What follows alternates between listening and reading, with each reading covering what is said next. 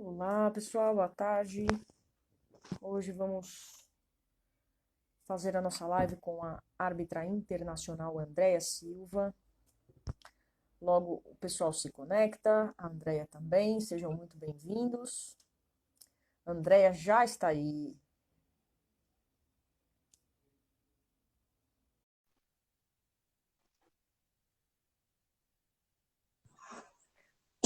Olá, Olá, Adriano, tudo bem? tudo bem? Tudo bem, graças a Legal Deus. falar com você. Obrigado aí por participar com a gente. O pessoal vai chegando aí. Enquanto isso, eu vou te agradecendo pelo seu tempo, por estar aqui com a gente e poder falar um pouquinho de basquete e principalmente de arbitragem, né? Que é um tema Obrigada pelo bem convite. polêmico muitas vezes, né? É. Obrigada pelo convite, vai ser um prazer participar. Legal, legal. Vocês também nessa quarentena estamos todo mundo descansando, né? Tá todo mundo paradinho em casa, correndo atrás de estudar, de ficar atualizado, né? Olha, eu nunca estudei tanto em toda a minha vida como eu estou estudando agora. Estou fazendo 3 cursos. Isso é bom porque você começa a abrir o horizonte, né? Você começa a enxergar outras coisas além do que nós já temos. Então, estou com os 2 projetos aí. Vamos ver daqui uns 2 meses se sai isso daí. Legal, legal. Você tem uma empresa também, né? De arbitragem, eventos, né? Tenho a R-Sport, eventos esportivos, ela é direcionada para eventos escolares, né? Legal. Eu direciono mais para esse lado porque, como eu viajo bastante internacionalmente, então se eu pego eventos maiores ou adulto, de repente eu possa não conseguir dar conta porque eu não estou presente. Então, eu tenho alguns gerentes que eles ficam responsáveis por esses eventos, por esses jogos. E quando eu estou no Brasil, eu trabalho. Quando eu não estou, eu vou gerenciando pelo WhatsApp, pelo bate-papo do Facebook, enfim. Legal. Bom, vamos assim falar rapidamente da sua trajetória, né? Eu lembro muito de você em muitos jogos, quando eu estava começando não, né? Começando em Santo André como técnica, mas já estava há bastante tempo. E hoje você é uma árbitra FIBA internacional, podendo arbitrar masculino e feminino em nível internacional, né? Como que é Sim. isso? Como que foi chegar até aí? E qual é o grau dessa responsa? Não foi fácil, né? Eu sou árbitra há 22 anos. Tive que deixar. Eu sou de Bauru. Tive que deixar minha Uhum. família quando eu tinha 19 anos de idade para se aventurar aqui em São Paulo, né? Então, para mim foi um choque aquela coisa, aquele desafio, trânsito, metrô, tudo é muito longe, tudo tem muitas pessoas, demora muito para chegar, conexão, baldeação. Até que naquela época não tinha tanta como tem hoje, né? Baldeação de metrô e trem. Então, quando eu cheguei em São Paulo, eu fiquei em Suzano, eu fazia curso em São Paulo na federação e eu ia dormir depois do curso, todos os dias eu ia, 3 vezes por semana eu ia para Suzano de trem. Então era 11h30, eu estava naquele trenzão, bem periferia mesmo, lá com medo e Uhum, vendo aquelas pessoas. E comecei a trabalhar na época pro Lapinha, pro Lapoian, na época da federação, na época da federação, uhum, e ele me deu bastante oportunidade.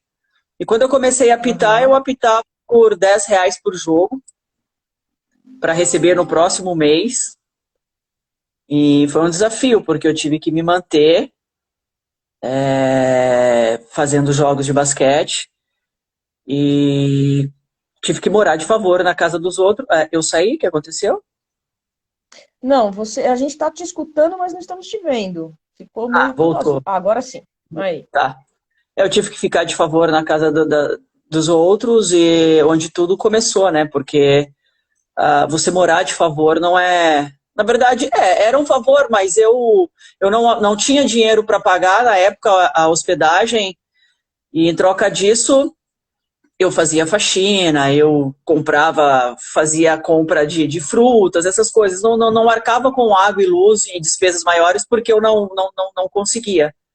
Até que chegou o dia que a pessoa pediu para que eu saísse da casa dela, porque ela veio me cobrar um aluguel muito alto na época para mim, e eu disse que eu não teria condições de pagar.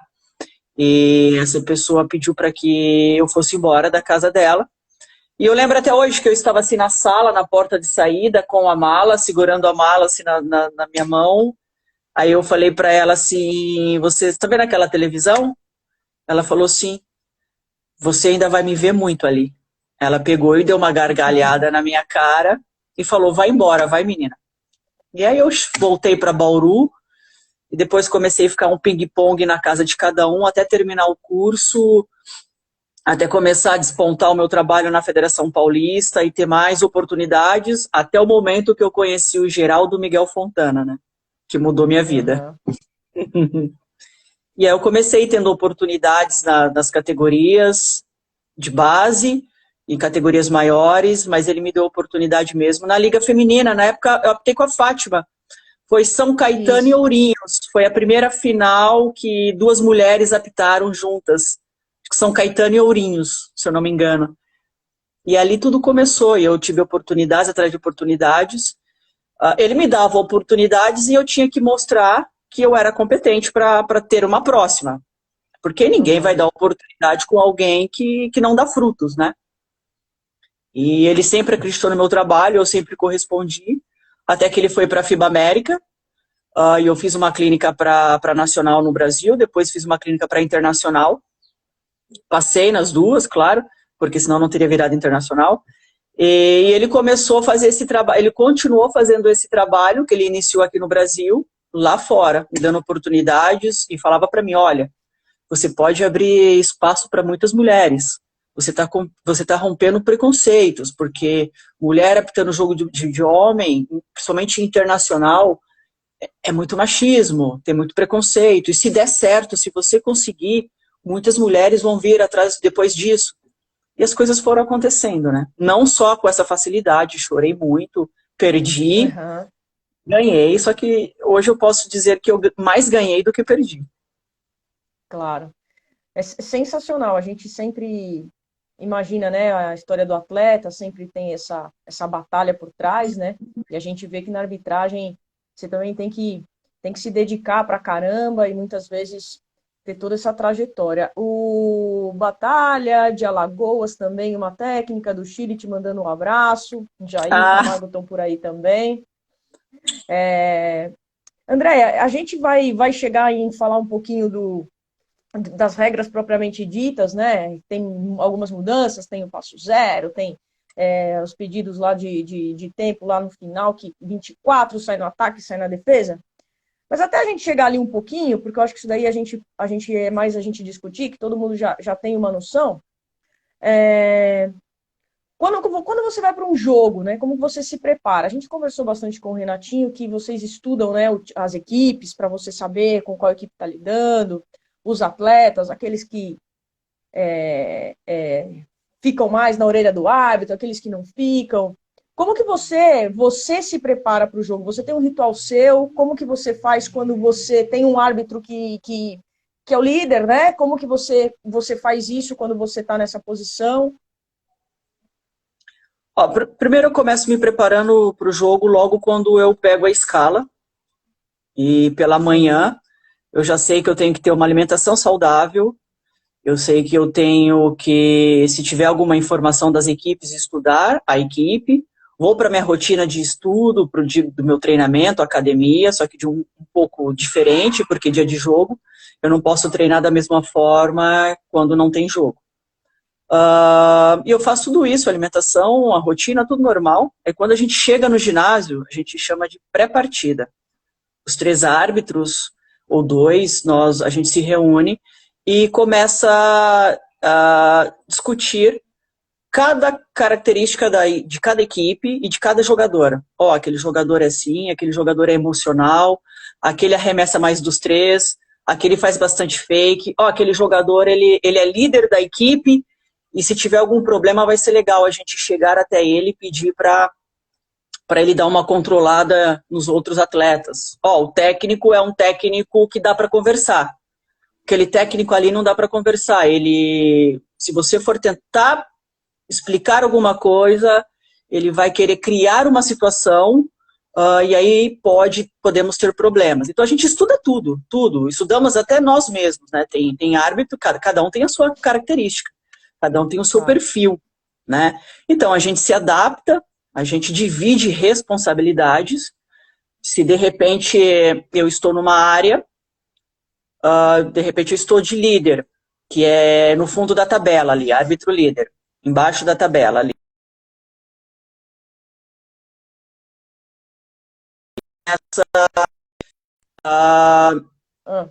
Do meu lado, mas o jogador vai para o lado oposto e eu não vejo, o árbitro central, ele vai me ajudar.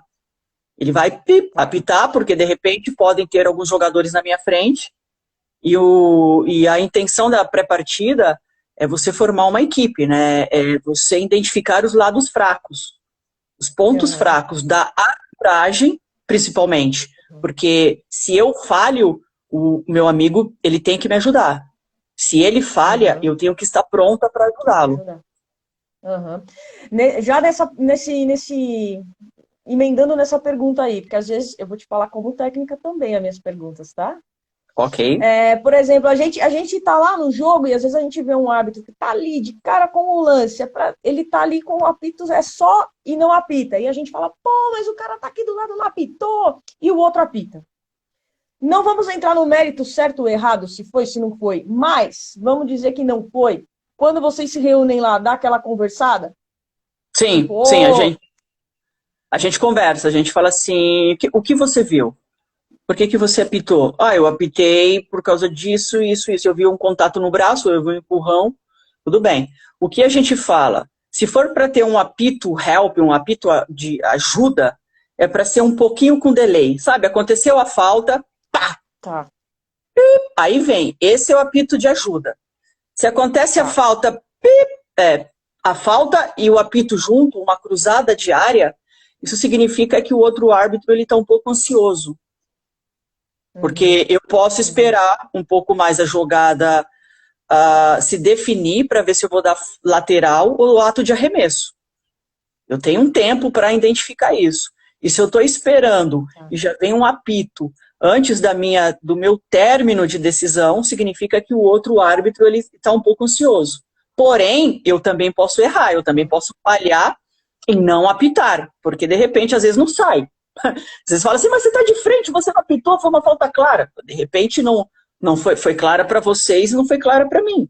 Porque eu tenho que analisar várias situações, várias reações. Se estava em ato de arremesso, se não estava, se usou o braço, se foi falta de ataque, se foi falta de defesa. É uma coisa muito complexa. Hoje, com a experiência, é mais fácil. Mas a gente está falando assim, para o árbitro que está iniciando. É muito difícil. Para vocês, como técnicos, vocês que são experientes, é mais fácil do que para um árbitro que está iniciando. Porque o olhar de vocês já é um olhar dinâmico. Já é algo dinâmico. Já há quantos anos? 10, 20 anos vendo aquilo? Um árbitro que está começando, não. Ele está praticamente sendo vocês quando vocês começaram. Então não é tão óbvio assim. E quando você tem um árbitro novato junto para apitar, né? Claro que é o que você falou, vai acontecer erro, vai ficar nervoso, tanto para o lado de se omitir, quanto apitar e se precipitar. Dentro do jogo, como que vocês corrigem isso? Até onde vocês interferem? Por exemplo, eu vi que ele não apitou, mas eu vou. Até onde vocês interferem nisso daí? Tipo, chamando a responsabilidade do jogo. O árbitro mais experiente, ele tem que ter o feeling do jogo, ele tem que ter o sentimento, ele tem que... Qual é o momento? Aquela falta é uma falta normal, que não foi apitada, que não vai interferir em arremesso, que não vai interferir no placar, que não vai interferir em muitas coisas, porque eu também tenho que dar a oportunidade do outro árbitro, o árbitro mais novo, apitar ou não. Claro. Eu tenho que dar a oportunidade dele errar, porque ele errando, eu vou chegar até ele e vou dizer assim, olha, aconteceu uma falta, aquela falta foi clara, você precisa apitar. Tudo bem. Aí acontece de novo, ele não apita de novo. A terceira vez, se ele não apitar, aí o árbitro mais velho vai chamar a responsabilidade. Porque não vai poder acontecer faltas, faltas, faltas, faltas e...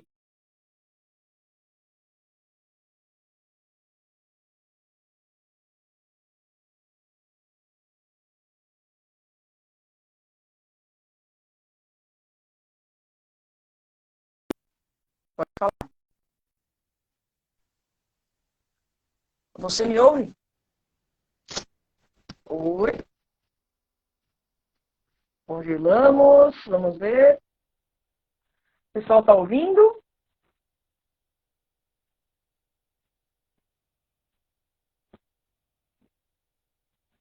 Vamos ver, estamos com um probleminha aqui na conexão. Opa, tá ouvindo agora?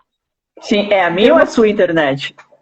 Eu não sei, você congelou, eu aqui não. Aí deve ter sido o contrário. Você estava falando de chamar responsabilidade em momentos decisivos, né?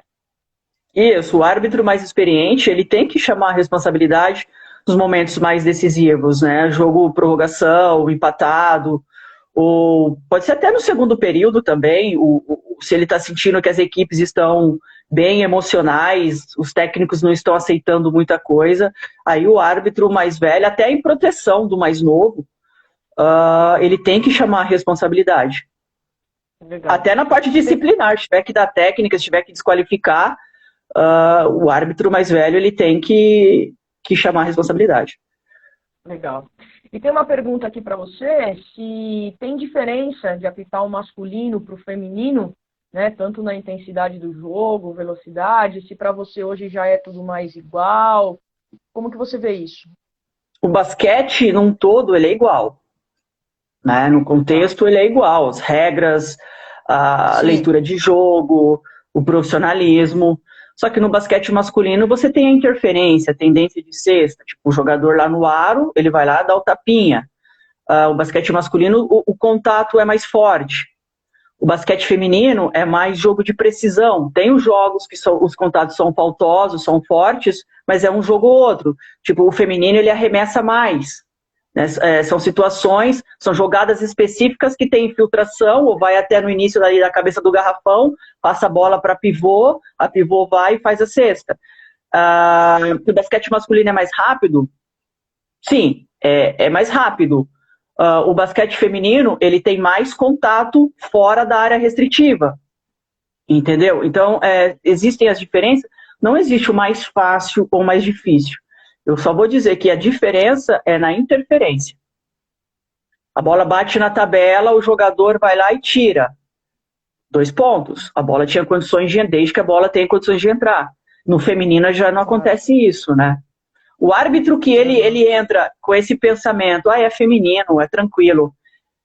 São os árbitros que mais têm problemas nos jogos. Porque o basquete, ele é imprevisível.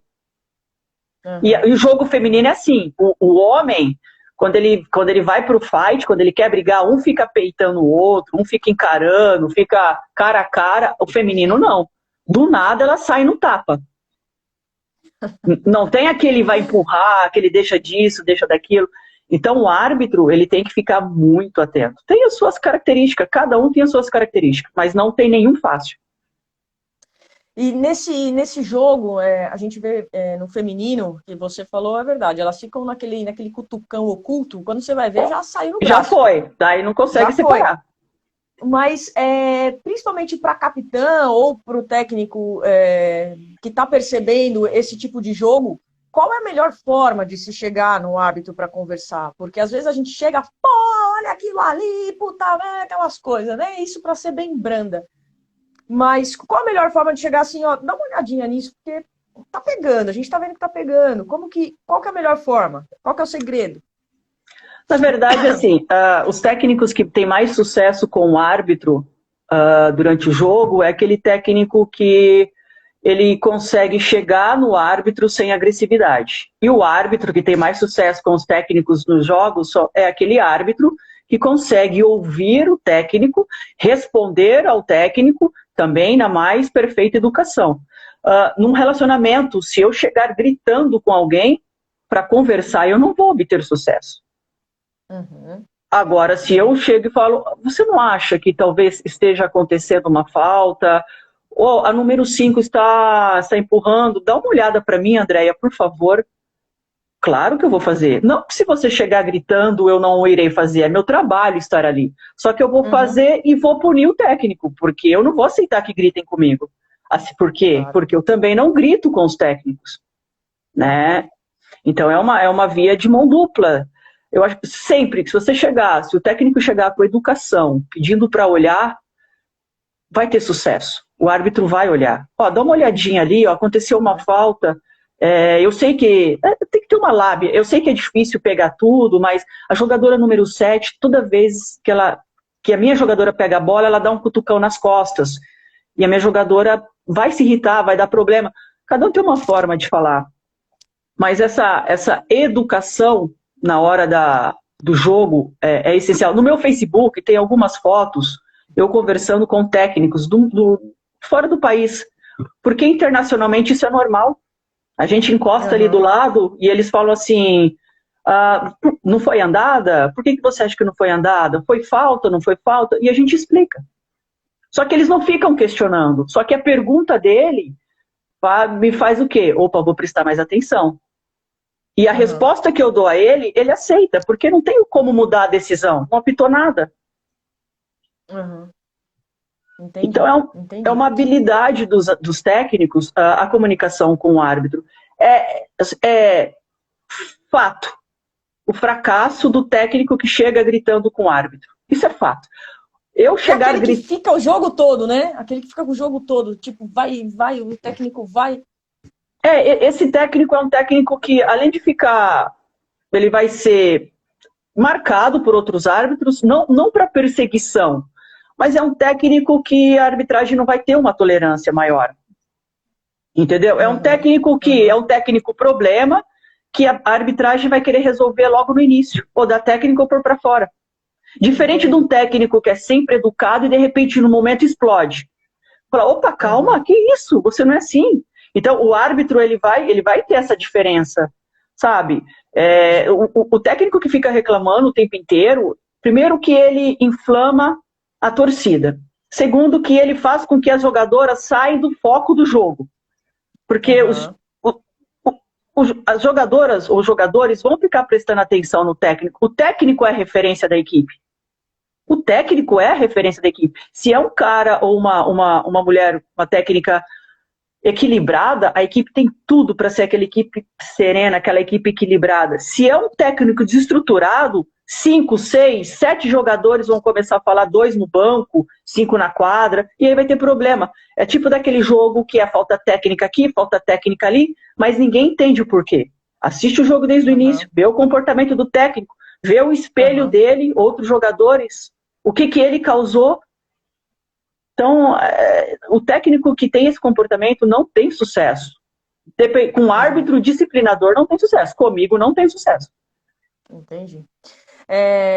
Eu vou juntar duas perguntas aqui em uma, que eu acho que já vai para o mesmo caminho, né? A primeira pergunta é se você já teve algum desconforto com a equipe de arbitragem. Então, por exemplo, você está apitando, o cara não apita, um olha para o outro e fala, meu, você não está... Alguma coisa nesse sentido. E a outra, se você... qual o jogo mais difícil? Se você passou por algum momento mais difícil, um jogo mais tenso, mais duro de apitar? Desconforto, sim, porque nós estamos trabalhando com pessoas, e o ser humano, ele é difícil, né? Em qualquer setor. Mas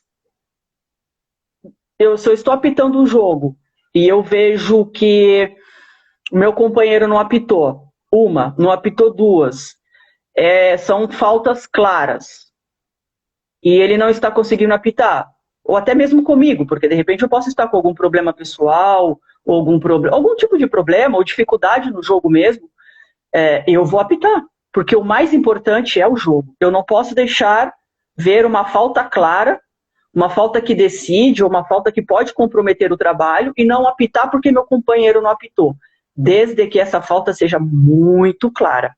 Porque se for uma falta que na interpretação dele poderia ter deixado passar, aí eu vou criar problema. Mas se foi uma falta clara, já aconteceu várias vezes eu chegar e apitar no pé do outro árbitro, e eles apitarem no meu, e no tempo debitado eu chegar para eles, nossa, muito obrigado.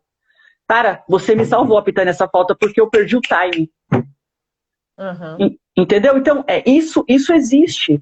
Não é, eu tô ali, você passiva, tá uma falta muito clara, tá no pé do meu companheiro, não vou apitar. Não, eu vou apitar. Eu Uhum. vou apitar, porque o jogo mas não pode ser um tiroteio o tempo inteiro, mas uma ou duas vezes durante o jogo, isso é normal, isso é saudável até. Ah, o E um jogo jogo mais mais difícil? duro? Ai, Pode ser aqui, de fora, qual que foi mais, não sei, de estrela, aquelas então, estrelas que vem. foi. Olha, o jogo difícil aqui no Brasil foi a final do Campeonato Nacional, Franca e Flamengo, a terceira partida, que os dois técnicos estavam bem emocionais e completamente compreensível, né? Porque é a final de um campeonato nacional, Claro. o campeonato mais importante do país. Os jogadores também, o ginásio cheio, Franca cheia. Então, assim, foi um jogo bem difícil, porque nós tivemos, né, o trio e até a mesa também, porque os oficiais de mesa, eles fazem parte da equipe. Nós tivemos Uhum. que administrar, porque às vezes o técnico vai pedir um tempo debitado, uma forma mais agressiva e não percebe. Então, o mesário também tem que ter um bom senso, tem que ter aquela didática toda e aquela compreensão de que, opa, o momento um momento delicado, vamos ter calma. Então, nós tivemos que ter um controle emocional para gerenciar técnico, para gerenciar jogadores e até o nosso emocional também, porque o árbitro, mesmo eu com 22 anos, a gente fica, 22 anos de arbitragem, a gente fica ansiosos porque é uma final para vocês Claro, e é uma final para nós. claro. É o resultado de um ano de trabalho para vocês e é o resultado de um ano de trabalho para nós. Né? Então, Franca, esse jogo do Campeonato Nacional para mim foi, que eu me lembre agora, o mais difícil que eu optei. O mais difícil internacionalmente foi o último, ou o penúltimo, que foi República Dominicana e Canadá. Teve uma situação,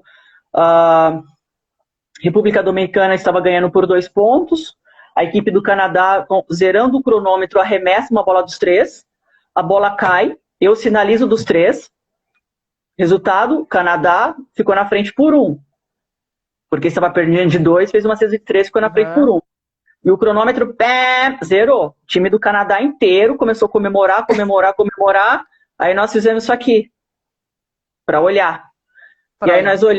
olhamos o instant replay, uma vez não ficou claro, duas não ficou claro, nós olhamos acho que 5, 7 vezes, até o momento que nós olhamos uma câmera e nós vimos um pedacinho do pé dele pisando na linha dos 3. E aí a gente trouxe todas as equipes, todos os jogadores para a quadra, e nós explicamos para o técnico do Canadá que havia pisado na linha, que iria para a prorrogação. E aí o Canadá ficou inconformado, assinaram a súmula sob protesto, mas depois nós mostramos que estávamos certos, ele havia pisado na linha mesmo. Aí a República Dominicana acabou ganhando o jogo. Mas para administrar esses 5 minutos de prorrogação, provavelmente do time do Canadá, foi bem difícil. Se a gente fosse levar a regra a ferro e fogo, vários teriam sido desqualificados. Nós tivemos que ter o feeling do jogo, entender o termômetro do jogo. Né? O Uhum. emocional deles estava à flor da pele. Então nós tivemos que saber levar o jogo. E foi bem difícil. Imagina, situação bem complicada.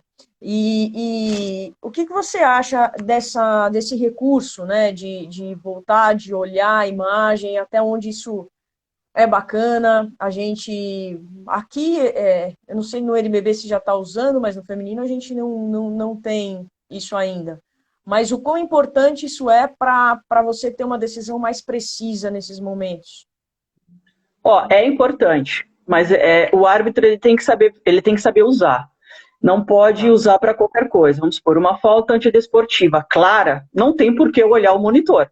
Para mim é clara. Todo mundo está vendo que é clara. Uma falta antidesportiva, que é antidesportiva, podendo ser desqualificante, eu tenho que olhar o monitor. Se eu tenho esse recurso, eu vou fazer. Uma falta Aham, pessoal, que talvez, eu tenho dúvida, talvez possa ser antidesportiva, eu vou olhar. Nos 2 últimos aham, minutos, desvio, tem um passe, aí desvia, toca no jogador e sai. Eu não tenho certeza, nos dois aham. últimos minutos do quarto período. Eu vou olhar. Uma interferência, eu também não tenho certeza porque está muito rápido. Eu vou olhar. Mas são momentos cruciais. Não pode ser usado a Aham. qualquer momento, porque senão perde o valor e a arbitragem também perde a credibilidade. Né? É. Isso não é E legal. hoje quem decide isso daí é o árbitro que decide se vai usar esse recurso ou não. Não, os três. Vamos supor que a situação acontece comigo. Eu não sei quem Tá? foi que tocou a bola por último, nos 2 últimos minutos do quarto período ali da prorrogação. Eu tenho dúvida, eu faço isso aqui. E eu não Tá. sou a árbitra, eu sou a número Mas 2. o técnico, por exemplo, não pode falar, André, olha o vídeo, não pode. Ele pode até falar, mas não Tentar. significa, ele não significa que foi porque ele falou. O técnico e o Entendi. jogador ele não têm esse poder para decidir quando o árbitro deve usar Vai usar. o monitor. Ele não tem, ele pode falar, Andréia, dá uma olhada para mim no monitor ali. Se eu também tenho dúvida, eu vou falar, vou olhar. Se eu tenho Mas se certeza, você vou falar, professor, eu fala tenho que não. certeza. Não vou olhar, não Aham. precisa, certeza. Entendi, entendi. E tem uma pergunta aqui que junta isso e também já vai para um outro lado. Por exemplo, numa situação dessa, que você apitou, vamos supor, você apitou a bola de 3 pontos. Viu lá a imagem, a bola era de 2. Dependendo do momento do jogo, se ainda resta um pouquinho do jogo, se você compensa isso, apesar que nesse momento eu acho bem difícil compensar. Mas a minha pergunta é dentro da compensação, que eu também perguntei para o Renatinho, porque a gente às vezes vê durante o jogo, eu apitei uma andada e não foi andada, né? Aí os outros árbitros falaram, não, não foi andada, mas foi. Aí a gente já percebe logo em seguida uma compensação, né? E aí, às vezes, a arbitragem começa a se perder, porque compensa outra, e aí a coisa, por um momento, desanda, né? Como que você vê isso? Eu não, essa compensação não existe. Se teve um erro na primeira vez e eu uso essa compensação, então tive um segundo erro. São 2 erros. Aham, Eu uso novamente essa compensação, são 3 erros. Eu errei uma vez, parou. É aquele erro, acabou, não vai ter compensação. Porque senão serão uhum, 2 erros. Compensação não existe. Isso era antigamente, bem antigamente, acredito. Mas hoje, na arbitragem de hoje, isso não existe, porque tem câmera de um lado, câmera do outro, alguém tem um celular na arquibancada, técnicos estão cada vez mais estudiosos, e vocês conseguem perceber quando o árbitro compensa. E um árbitro que compensa é um árbitro que não tem credibilidade. uhum, Então, uhum. árbitro, eu não compenso, eu erro. Mas não é porque eu errei para A e vai acontecer a mesma coisa para B que eu vou errar. O técnico do B vai falar assim: contra mim você apita, contra ele você não apitou. Eu vou falar, lá eu errei. Aqui, se eu errar, será um segundo erro. Infelizmente, eu errei lá. Eu tenho Exato, que ser exato. sincera. Eu tenho que Eu acho que respeitar vocês. falta, claro, eu acho que falta um pouco isso, André. Às vezes a gente, talvez pela maturidade, né, assim como treinadores, às vezes apita, mas não tem a segurança. E aquela insegurança, dependendo do técnico, ele cresce. Agora, se é um árbitro que ele viu, ele errou, mas ele tem a segurança, o técnico fala, peraí, vamos deixar a pessoa, né, seguir um pouco. Eu acho que. Como que você tem um grupo de treinador, de árbitro, né? De uma equipe de árbitros. Como que você atualiza eles? Como que é a atualização técnica? Porque a gente vê passo zero, um monte de regras novas. Mas tem muita gente que não sabe apitar o passo zero. Às vezes não é. E tá apitando. Como que você capacita eles? Como que você recicla? Olha, os árbitros que trabalham na minha empresa, eles fazem a reciclagem pela federação. E eu tenho um grupo de Facebook Tá. também, às vezes eu mando os árbitros e um grupo também no WhatsApp, eles mesmos, assim, eu fico às vezes assim até orgulhosa, porque acontece uma mudança na regra, eles já mandam a mudança, às vezes eu nem peguei a atualização ainda, eles mandam no grupo da empresa, e eu também vou nos jogos da empresa para quando acontece, eu corrijo, eu filmo. No Facebook da empresa vão ter alguns jogos que eu vou filmando, alguns pedaços que eu vou filmando dos árbitros, mas eu mando mensagem, vídeos no grupo e a gente vai sempre conversando. Mas os árbitros que apitam na minha empresa, 90% apitam o quadro da Federação Paulista. Então são árbitros que estão atualizados. A federação, ela capacita os árbitros todo ano e eu vou mais fortalecendo. Tipo, acontece uma situação internacionalmente, vai mudar, aí eu mando no grupo. Eu vou nos jogos, um árbitro novo que não é de São Paulo, está chegando agora, porque o legal da empresa, da R-Sport, é que ela ajuda árbitros de outros estados que vêm aqui para São Paulo para passar uma temporada. Então eles entram em contato comigo e a realidade do basquete paulista é diferente de outros estados. O basquete paulista, principalmente a base, vou falar da base, é uma base muito forte. Então, eu sei que o outro árbitro que ele chega de outro estado, ele chega assim um pouco nervoso. Então, normalmente, quando eu estou no Brasil, eu vou no jogo da empresa, eu converso com ele, eu filmo, depois eu mostro para ele. Se acontece alguma situação, no final de cada período, eu vou conversar com esse árbitro, eu vou orientar. Então, o contato é bem verdadeiro. Legal. Falando um pouco de base, né? Até a gente está discutindo muito hoje mini basquete, tem um grupo de estudos sobre isso. Até onde e como a arbitragem na base ela é educativa e ela pode ajudar o jogo? A gente sabe que no mini, por exemplo, a gente está usando muitas regras adaptadas, depois um sub-13 também. Até onde ela pode ajudar e deve ajudar? Eu acho que até onde os técnicos também nos ajudarem, porque eu vou apitar o sub-12, eu vou deixar de dar uma mandada que é uma mandada que não interfere, o jogador ele dá uma mandada no meio da quadra, diferente se for uma mandada numa bandeja ou mandada dar aquela andadinha para arremessar, mandada no meio da quadra não tem interferência alguma, desde que seja aquela coisa pequenininha.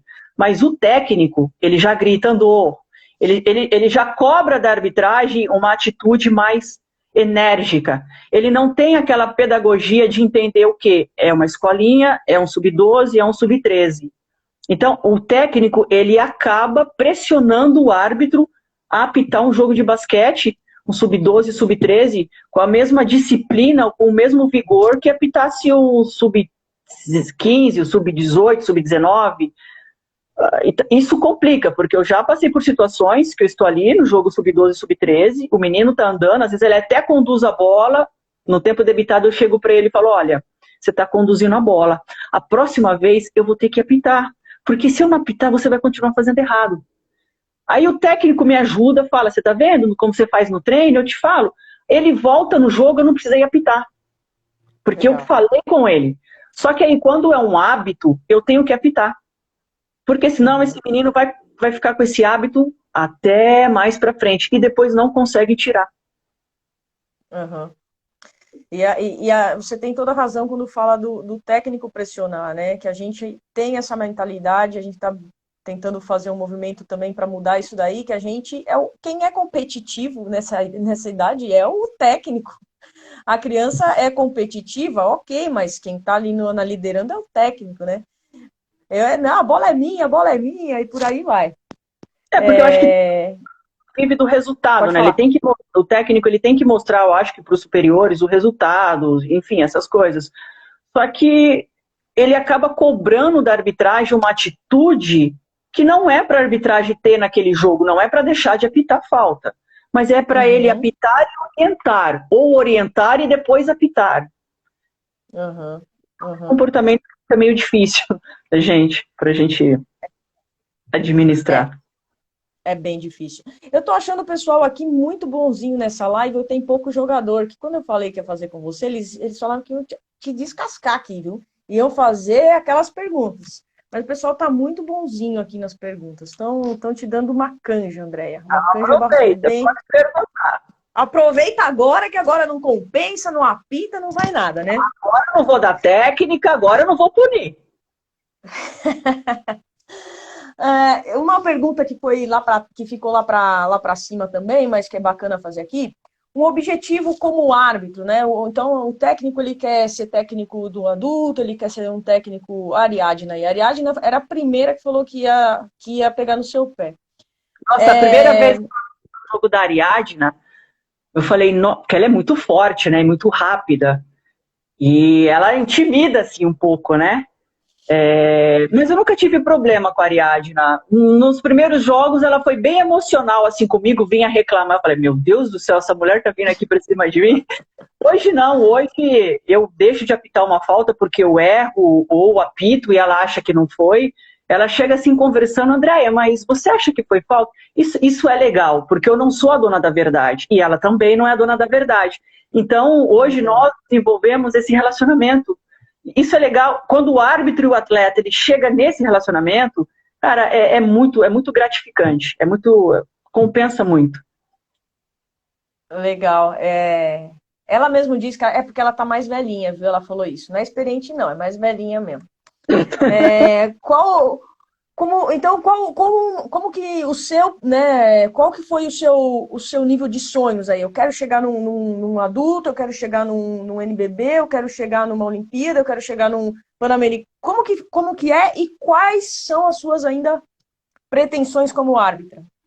Então, esse é o maior desafio de um árbitro, que ele vai conquistando quase tudo, né? É se manter. Eu acho que é a mesma coisa de um atleta quando vai conquistando tudo. O que eu tenho que fazer para manter o meu psicológico, para ter o mesmo desafio de levantar 6 horas da manhã, sair para correr, para depois voltar, tomar banho, trabalhar e fazer minhas coisas. Eu já fui para quase todas as competições. Para mim só falta uma Olimpíada.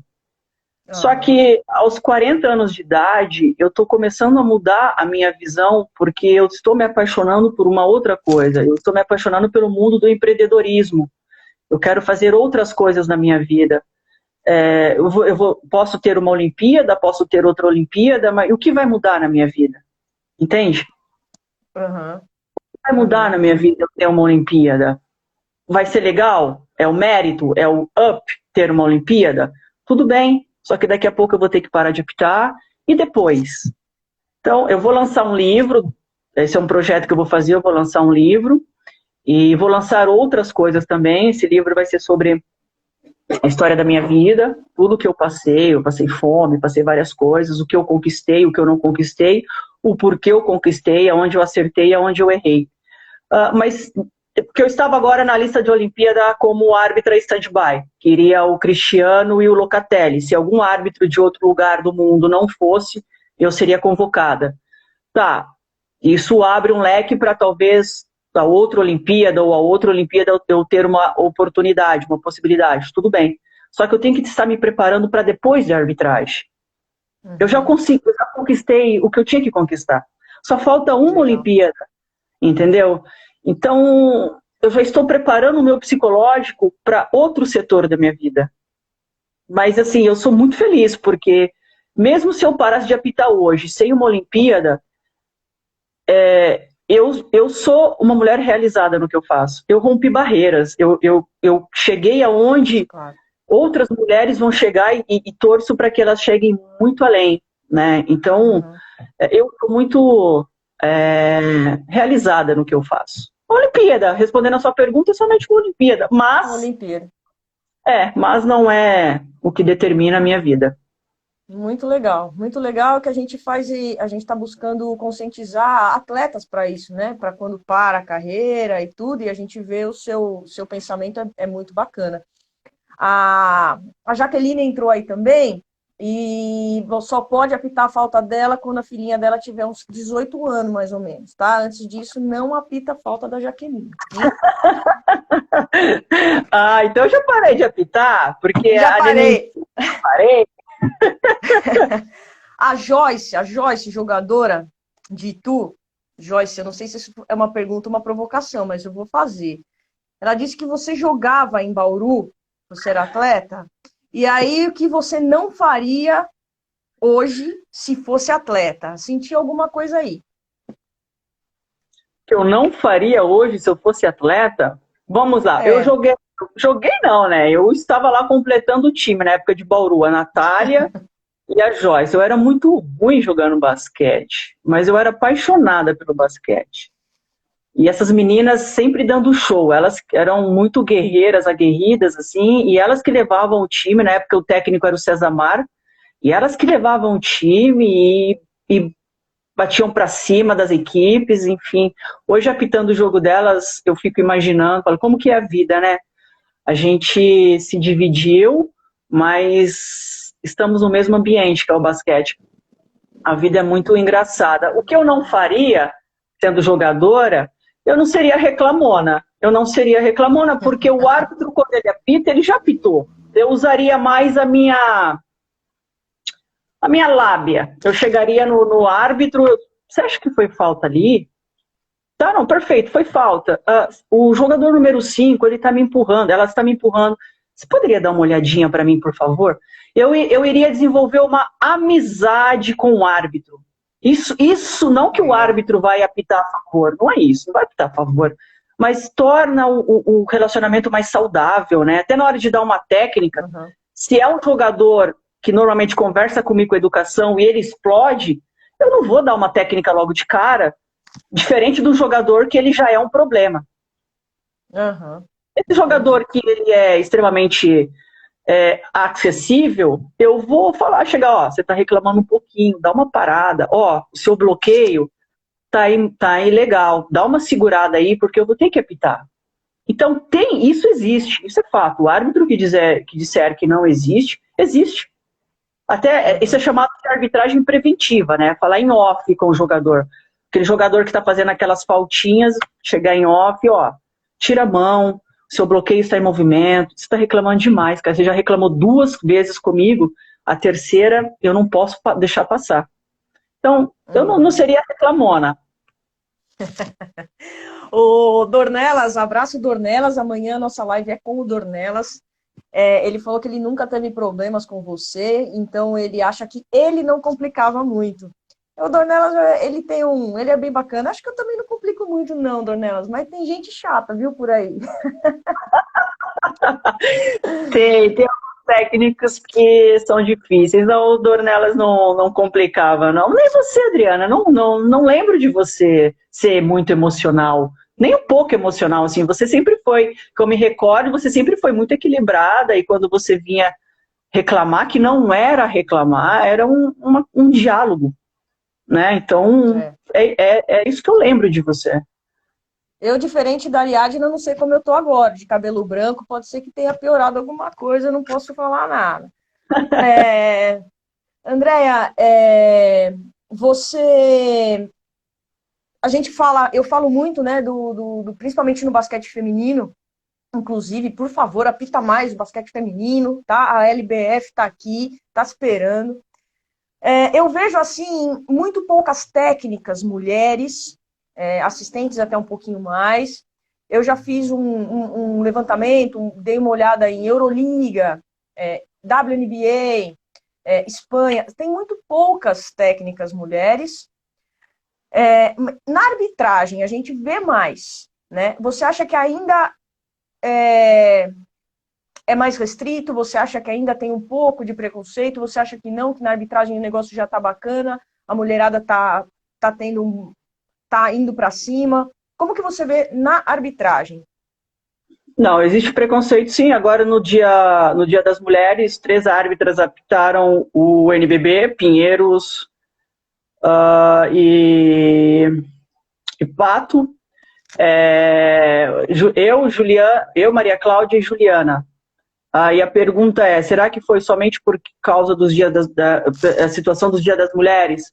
Será que no Dia das Mulheres nós tivemos condições de apitar? E durante outros dias, o que aconteceu nessa situação do Dia das Mulheres? Que nesse dia específico nós recebemos superpoderes para apitar, e os outros dias não. Então a minha pergunta é, será que terão outros dias que pelo menos 2 mulheres vão trabalhar no mesmo jogo? Uhum. Ou até 3 mulheres? Será que vai acontecer?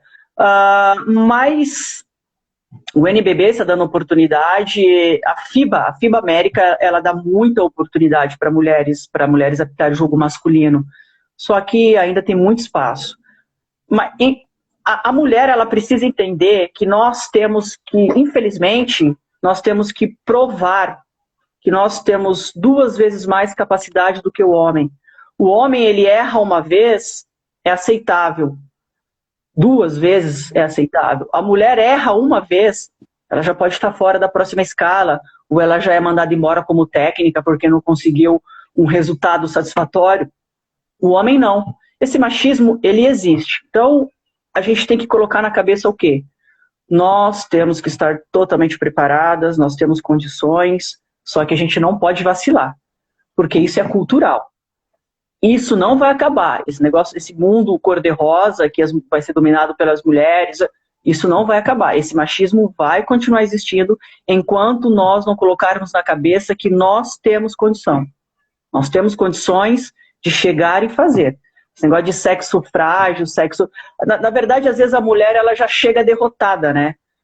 Eu adorava, quando eu estava começando a apitar, que eu ia apitar com 2 árbitros que eram experientes, e eu brincava assim, na minha área ninguém vai apitar, eu vou apitar. Então, até apitei com o Renatinho, apitei com o Pacheco, apitei com o Pelvezan, apitei com os árbitros bem experientes, e eu aprendi muito, apitei com o Cristiano Maranhão, que sem dúvida alguma é o número 1 do Brasil, e eu ainda apito com ele, então eu aprendo muito com o Cristiano. E assim, na minha área, eles só vão apitar quando realmente for extremamente necessário, porque eu não deixo passar. Não é porque é mulher ou homem, eu sou profissional. Então eu tenho que ter essa consciência de que eu tenho a mesma capacidade do que um homem. Gênero não interfere em nada, desde que a mulher ela não se limite, né? Infelizmente a gente tem essa cultura de se coloque bem, né? Exatamente. O Dornelas colocou aqui que na NBA tem mulheres apitando e de forma bacana. O Jair comentou aqui que foi você que apitou a primeira técnica dele, frustrou o Jair lá de Jundiaí, coitado. Tem uma pergunta aqui, o que você vê o basquete depois desse momento que a gente está vivendo, dessa pandemia? Eu acho que é ruim para os atletas, né? É ruim para todo mundo, é um momento difícil que ninguém, não tem quem vai, se o campeonato voltar amanhã, não tem ninguém que vai estar melhor, um melhor que o outro, tá todo mundo no mesmo barco, assim. Como que você vê essa parada para arbitragem? É importante seguir falando, seguir olhando o jogo para não perder o ritmo, o timing. Como que vocês fazem, se mantém? Ou qual sua dica, né, para se manter com um olhar ágil aí no jogo? Essa pandemia que está acontecendo, infelizmente, ela está causando muito estrago, né? A equipe do Bauru praticamente já saiu do NBB, o Pinheiros mandou todos os jogadores embora. A gente não sabe como que vai voltar, se nem vai voltar esse ano. Provavelmente não, nós não sabemos, né? O que a gente recebe do NBB exercícios sobre a regra, vídeos, e a gente está sempre respondendo. Então, a gente está sempre em atividade. Atividade física, eu comprei um elíptico aqui, um aparelho para eu estar fazendo. O Ramiro, que é o preparador físico da FIBA Américas, a gente tem um programa juntamente com a CBB, que é de atividade física, entra no YouTube, ela programa para árbitros, então todos os dias a gente faz um treinamento, sabe aquele HIIT? 30 minutos de HIIT em casa, para ocupar a mente, para estar ali treinando o cardio. Não é a mesma coisa? Não é a mesma coisa, mas a gente tem que estar em atividade, né? Então, nós não estamos assim desamparados em relação a estudos, em relação a treinamento físico. A CBB, juntamente com o Ramiro, estamos dando toda essa base. E o NBB manda enquetes, manda vídeos, perguntas de provas, simulados de provas. Então, a gente não está totalmente parado, não. Legal, só não está tendo jogos mesmo, mas estudo nós estamos fazendo. Tem que fazer. Para a gente tem que se manter, né? A gente está trabalhando também com uma proposta aqui para as atletas, de uma coisa diferente, porque precisa treinar a cabeça também, né? Não só o corpo. Você tem que estar olhando o jogo, pensando um pouco o jogo, né? Acho que isso é importante. Antes da gente terminar, duas coisas. Teve alguém que me pediu para falar dela, Miquilea Silva. Falou que você a conhece, te mandou um abraço. Eu não sei o seu nome, mas esse é o seu nome aqui aparecendo pra gente. Conheço A sim, Joyce, Mica. Mica, um isso, tá vendo? pra você. Eu sempre conversando no meu Facebook, uma querida, gosta de treinar, bem determinada. Legal. A Joyce tá zoando o seu elíptico, dizendo se a velocidade é do Bolt. Eu acho que da Joyce, quando ela jogar contra Santo André, você pode apitar tudo dela, viu? Que ela tá muito saidinha aqui. É... Mas, Olha, Andréia, eu queria. Fala, só, fala. a Joyce é uma jogadora assim muito, muito habilidosa, muito inteligente, mas ela me alopra no jogo. Esse relacionamento também é a mesma coisa que eu falo da Ariadna. Com o passar do tempo, são 22 anos de arbitragem. A gente desenvolve alguns relacionamentos. Não significa que eu não vou dar técnica na Joyce, porque acima de qualquer coisa eu sou profissional, a minha carreira é meu nome. Mas Claro. esse relacionamento saudável dentro da quadra, isso é gostoso, porque tem atletas ou tem técnicos que vê o árbitro como vilão, né? Ah, ele está me Uhum. perseguindo, ele é maldoso, ele é mal intencionado. Não vou dizer que a maioria ou todos, eu posso falar por mim, né? Eu quero terminar a minha carreira, que as pessoas me vejam como profissional. Ah, ele errou contra mim assim, assim, vou errar muito, vou errar muito mais ainda, mas a minha intenção é fazer o meu melhor e acertar, e não é prejudicar ninguém, porque eu acho que o dia que eu prejudicar alguém, eu não vou dormir na minha cama, não vou conseguir deitar minha cabeça no travesseiro, eu acho que eu vou chorar a noite toda. Né? Então, esse é o gostoso de ter esse relacionamento com essas meninas, com essas atletas extremamente habilidosas, respeitáveis. Então, a Joyce é muito querida. Legal, legal. André, essa é a ideia mesmo, a gente falar um pouco de arbitragem, saindo um pouco de falar só das regras, até porque às vezes a gente tem que mostrar e a gente não tem como fazer isso aqui. Te agradeço de coração, o pessoal gostou bastante, e acho que a ideia era conhecer o hábito, o comportamento, a gente ver essa interação, que eu acho que é importante, né? Como você falou, é relacionamento. Então, a gente tem que ter relacionamento com os outros técnicos e com todos que trabalham com a gente, né? Eu acho que é isso que é importante. Então, eu te agradeço de coração, muito obrigado pelo seu tempo, obrigado por participar, por esclarecer, e que a gente possa voltar, depois de tudo isso, com, com um gás muito maior para dentro da quadra. Eu acho que a gente tem que usar esse momento ruim para ficar forte, trabalhar os nossos pontos fracos. A gente não está trabalhando o físico, mas a gente pode trabalhar a mente e o conhecimento. Se a mente e o conhecimento estiverem bem forte, o nosso físico em um mês, em 20 dias, a gente recupera. Mas se nós não tivermos um psicológico forte e um conhecimento forte, não tem como recuperar. Então, é aproveitar esse momento difícil e trabalhar. Trabalhar firme e trabalhar forte. Obrigada pelo convite, Adriana, e se precisar é só chamar. Foi um prazer participar Imagina, com você.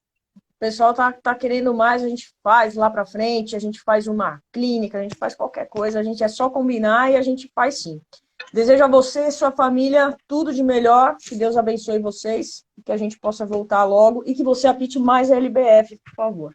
Depende se eu for escalado. Eu tô aqui para apitar, mas não Tô sou aqui eu que para faço. apitar. A gente sabe, a gente sabe. Andréa, um beijo grande, viu? Beijo, Obrigado a fiquem. todos que estiveram com a gente, obrigado a todos que estiveram aqui com a gente. Vai estar disponível aí essa live 24 horas e depois num canal que eu estou fazendo por aí para deixar tudo disponível para o pessoal, tá bom? Beijo. Tchau, tchau. Tchau, tchau.